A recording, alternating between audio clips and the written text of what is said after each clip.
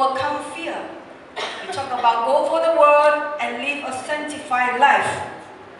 Now I give you another key. Love God the more and know that God loves you. 1 John chapter 4, verse 16 and 18. Praise the Lord. We talk so much about living a sanctified life, a life to separate ourselves from God in the past. So I trust God that we are already in this area, living a sanctified life, a life that pleasing to God our Father. Amen? So we are able to have pure thoughts, speak clean, pure words. Hallelujah. Are you with me now? 1 John chapter 4, we read 16 and 18. Say amen if you found it. Amen. And we have known and believed the love that God has to us. God is love, and he that dwelleth in love dwelleth in God, and God in him. There is no fear in love, verse 18. But perfect love casts out fear, because fear hath torment. He that feareth is not made perfect in love. So know that God loves you. He is with you. He has good plan for you, and you do not need to fear. Hallelujah. Tell your neighbor, God loves me. And the Bible told us that nothing can separate us from the love of God, which is in Christ Jesus. Nothing can separate us from the love of God. Nothing means nothing. Not even sin can separate us from the love of God. Because we can always run back to God to make right with him again. The blood of Jesus is always there for us to make a way for us to go back to the Lord. Amen? So nothing can separate us from the love of God, which is in Christ Jesus. No matter what you have done in the past or what you're doing now, you know there is no right with God. You can make it right again this morning. For nothing can separate you from the love of God, which is in Christ Jesus. God loves you. Hallelujah. I say God loves you. How much you love God. How deep is your love for God? The depth of your love for God will determine how much your faith will be. So, the love of God is the platform for your faith to be effective and productive. Jesus asked Peter the depth of his love for him.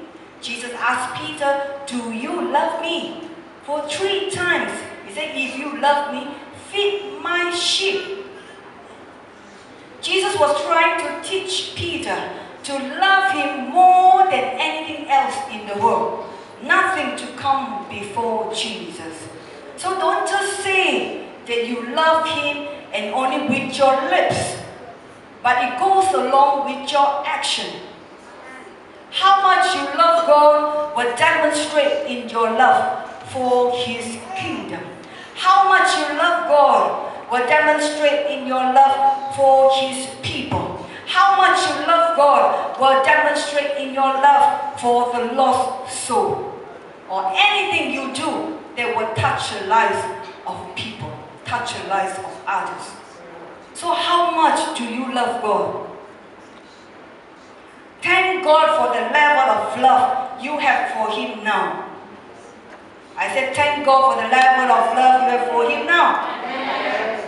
But every one of us can go deeper in love with God. We can go to the next level of our love for him. We can go another higher dimension of our love for him. Praise the Lord. And I know this morning you're going to a higher level of love for God. In the name of Jesus. Lovers always enjoy the best of God.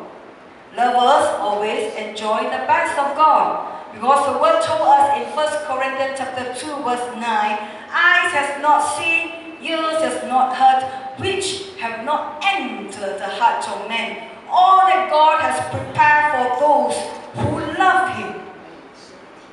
The Pharisee asked Jesus in Matthew chapter 22 verse 36, which is the great commandment in the law? which is the great commandment in the law? Jesus answered, love your God with all your heart, with all your soul, and with all your mind. And love your neighbor as yourself. It means love God and love your fellow friends. So love God with all your heart, with all your soul, and with all your mind. What it means by love God with all your heart? It means let your heart be always connected with God. Love God with all your soul. It means let your soul always running after Him. Love God with all your mind. It means let your mind, let the meditation of your heart always towards Him and Him alone. And also love your neighbor as yourself. Hallelujah. How about 3 Hebrew boys? The Shadrach, the Meshach, and Abednego. They did not burn in the fire furnace because of their love for God. So this morning, if you are going through some fire in any part of your life, keep loving God and you will come out victoriously in the name of Jesus Christ. And Daniel, they cast him into the lion den. They expected him to be eaten raw and alive. But he came out untouched, unharmed, unhurt. This morning, if you are in any challenge of life, I see you coming out from that challenge of life unhurt, unharmed, and untouched, but victoriously in Jesus' name. As you keep loving God, every challenge of trials, every challenge and trials in your life shall turn into testimony for you in the name of Jesus Christ. So how to overcome fear? Go for the light, live a sanctified life, and more importantly, we also must love God the more and know that God loves us. And nothing can separate us from the love of God, which is in Christ Jesus.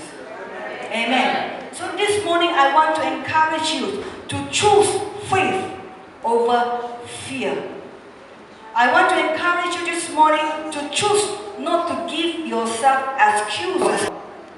I want to encourage you this morning to choose to trust God for His unfailing love for you. For nothing can separate us from the love of God which is in Christ Jesus. And choose to believe God that He has started a good work, a good plan in your life. And He wants to perfect that good plan He has started in you. You are going to the next level. Hallelujah. And choose to believe that He still has much, much more for you. I said God has much, much more for you. Praise the Lord.